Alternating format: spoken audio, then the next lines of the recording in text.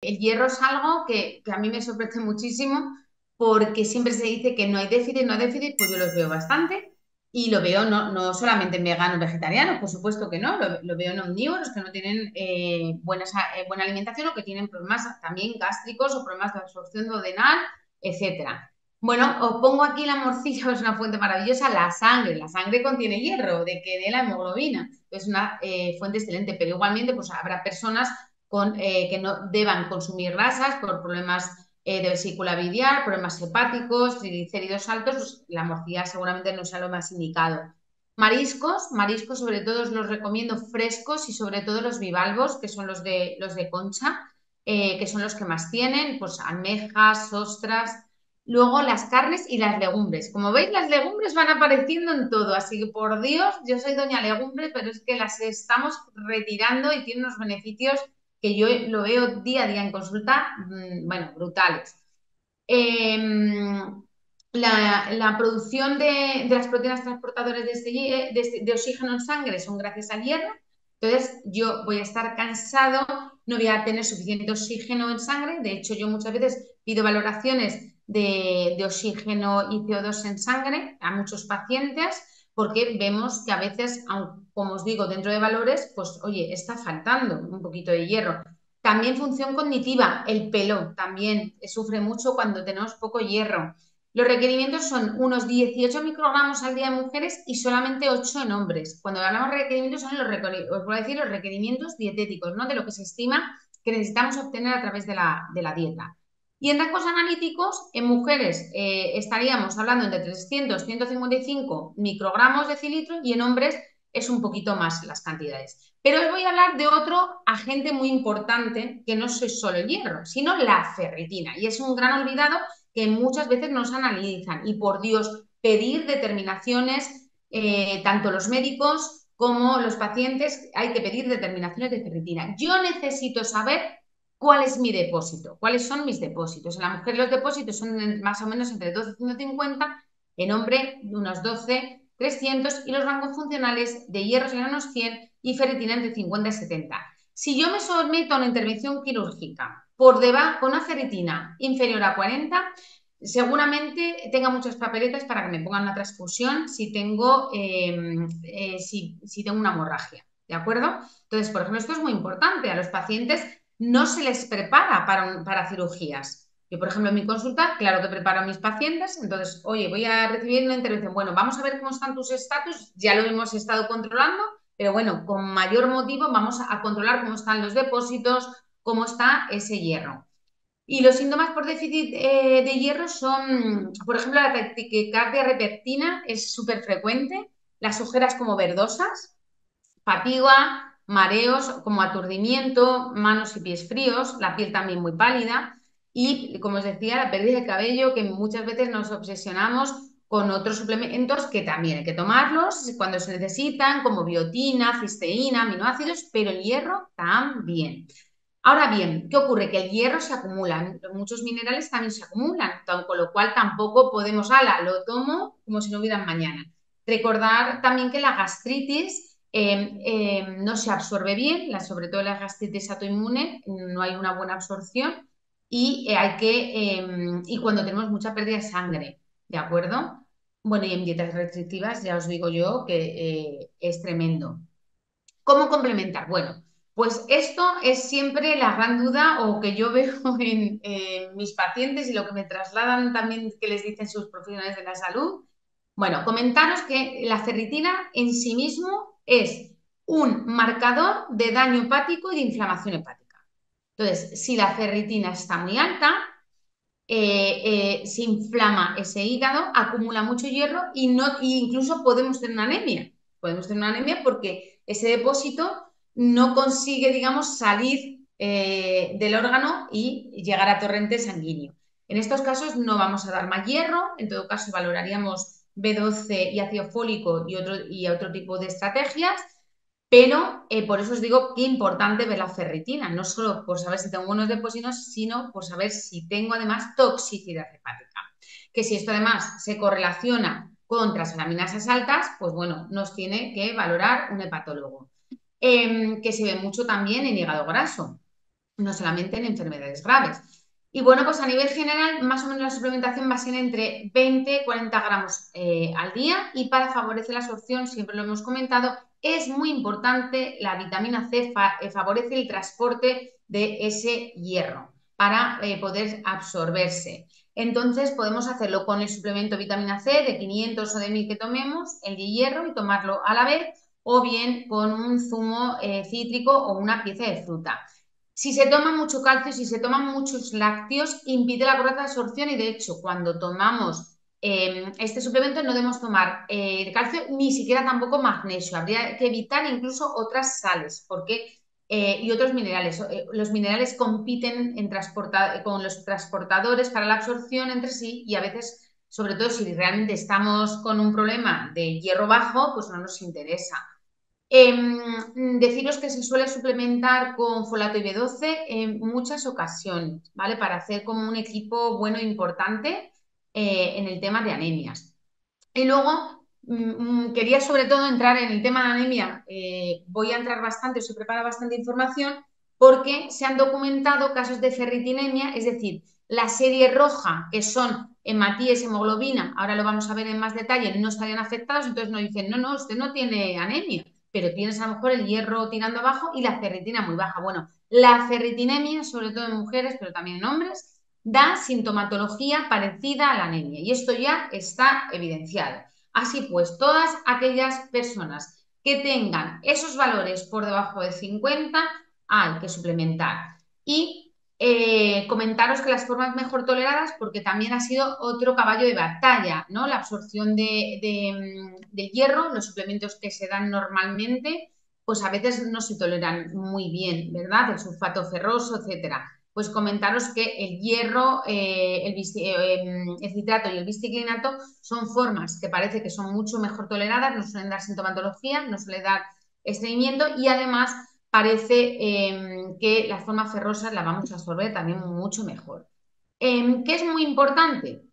Pues es muy importante hacer una complementación tanto en mujeres como hombres que requieran eh, hierro y que tengan una demanda de hierro importante. Entonces, esto de que la mujer, porque es menstruante, porque tiene mucha hemorragia, siempre tiene anemia, bueno, pues es que las mujeres menstruantes con tendencia a ferritinemia, con problemas de anemia patente o con problemas de tendencia a la anemia, como os digo, hay que suplementar de forma intermitente. Es una estrategia estupenda y maravillosa. Para que no se nos olvide, el primer día que empieza el periodo, pues empezamos con el suplemento entre 7 y 10 días al mes. Nos ofrece una cobertura para que, o sea, como un preventivo ante la anemia, y nos vamos a encontrar muchísimo mejor. De hecho, muchas veces se tiene hemorragia y sangrado precisamente porque falta hierro, porque hay déficit. El déficit de hierro provoca sangrados a su vez y problemas de este tipo. Y luego personas con necesidades aumentadas, pues como pueden ser deportistas, fumadores, los consumidores de alcohol también tienen mayor requerimiento, y lo cierto es que, bueno, pues que hay es una asignatura pendiente el tema de la anemia, de la prevención de la anemia, porque a veces cuando ya la anemia está patente, cuesta mucho sacar al paciente de un déficit ya severo en el que ha afectado a su serie roja. Entonces, os quería explicar un poco sobre la anemia, porque a veces hay confusión, hay diferentes tipos de anemia, digamos. Tendríamos la anemia ferropénica, es en la que está implicado principalmente un déficit de hierro, es decir, el resto estaría correcto. La anemia perniciosa, que es un tipo de anemia megaloblástica, sería por un déficit de B12. Y luego tenemos otro tipo de anemia, que ya también la llaman megaloblástica, que es por déficit de folato. Si bien es cierto que están implicados, como os decía, pues la vitamina E, la vitamina C, la B y la B6, aminoácidos también, y otros oligoelementos como cobre, manganeso y minerales también en que realmente no tengamos problemas de anemia, y que el hierro pueda ser bien absorbido, metabolizado, y llegue realmente a nuestros glóbulos rojos para que tengamos suficiente hemoglobina y suficiente oxígeno en la sangre. Entonces, ¿cuáles son los parámetros analíticos que nos tienen que mirar realmente? Pues nos tienen que mirar los eritrocitos, que es el recuento total de los glóbulos rojos. Es lo mismo eritrocito que glóbulo rojo, para las personas no lo sepáis o no lo recordéis. El hematocrito, esto realmente es una medición que se hace, que es la cantidad de estos glóbulos rojos que tenemos en el total de sangre, ¿de acuerdo? Y luego estaría la hemoglobina, que es esta proteína que transporta este oxígeno en el glóbulo rojo. Y luego siempre vemos estos valores, que es el VCM, que es el volumen corpuscular medio, el HCM, que es la hemoglobina corpuscular media, y luego el CHCM, que es la concentración de hemoglobina corpuscular media. Luego, importante, evidentemente, si yo quiero ver bien a un paciente y descartar bien una anemia o un riesgo de anemia, pues ver ese hierro, esa ferritina, esa B12 y ese folato mínimo. O sea, esto es un panel para ver anemia, porque muchas veces los pacientes vienen a consulta y no vienen con todo este panel y es muy difícil saber de dónde vienen los problemas y sobre todo si están o no están en rangos funcionales sus minerales y sus vitaminas. Os he preparado este cuadrito, lo voy a ver bastante por encima, si alguien quiere más información con el tema, sobre el tema que lo comente, pero bueno, pues es muy importante ver qué tipo hay de anemias, como os decía, microcíticas, sobre todo por falta de hierro y en algunos casos también vemos por piridoxina, por B6, la macrocítica por folatos y por B12. La deficiencia de B6 es más infrecuente y sobre todo si la gente que toma suplementos, casi todos los suplementos combinados llevan B6. Y luego las tenemos normocíticas, que son casos específicos en los que ocurren pues, diferentes situaciones fisiológicas como un embarazo, tenemos un problema de hemorragia, etc. Y esto es muy importante porque vamos a tener, por un lado, el recuento de eritrocitos, ¿verdad? Y vamos a tener nuestro hematocrito y nuestra hemoglobina. En estos casos están bajos, ¿de acuerdo? Uno o todos, no necesariamente tengo que tener absolutamente bajos, pero luego, si os fijáis, la diferencia que tengo en una microcítica y una macrocítica es que estos parámetros específicos van a estar, en el caso de la macrocítica, el VCM y el HCM, lo vamos a tener el elevado, ¿de acuerdo? Y esto nos da una pista de qué está pasando. De hecho, normalmente si están en rango estos valores, nos pone no se analiza B9 ni B12 porque están estos parámetros en rango y se entiende que no hay déficit. Ahora bien, puede que no haya un déficit, no me esté dando este problema, pero habría que ver bien en qué rango está. Os he preparado pues, unos casos de unos pacientes. Aquí, por ejemplo, nos encontramos con una anemia ya patente, o sea, tenemos ya el número de Matías, de que son eritrocitos, hematíes o glóbulos rojos, reducido, esta hemoglobina, esta capacidad de oxígeno también reducida y nuestro hematocrito también reducido. Esta persona, mirar cómo tiene, efectivamente, es un caso en el que el hierro en suero, el hierro que circula, está bajo, pero sin embargo la ferritina todavía la tiene un poquito decente. ¿Qué ocurre? Yo ya tengo obligatoriamente que suplementar con hierro porque si no nos vamos a ver en problemas en cuanto sus depósitos se hayan reducido. En el caso, además, a esta persona sí que tenía bien la vitamina B12, pero si os fijáis, el folato no está para tirar cohetes, con lo cual lo vamos también, en ese momento se ha suplementado. Bueno, tenía una hipovitaminosis, como veréis seria, que os decía que es muy patente, esto es muy frecuente verlo, y ha habido que suplementar o complementar también la vitamina D.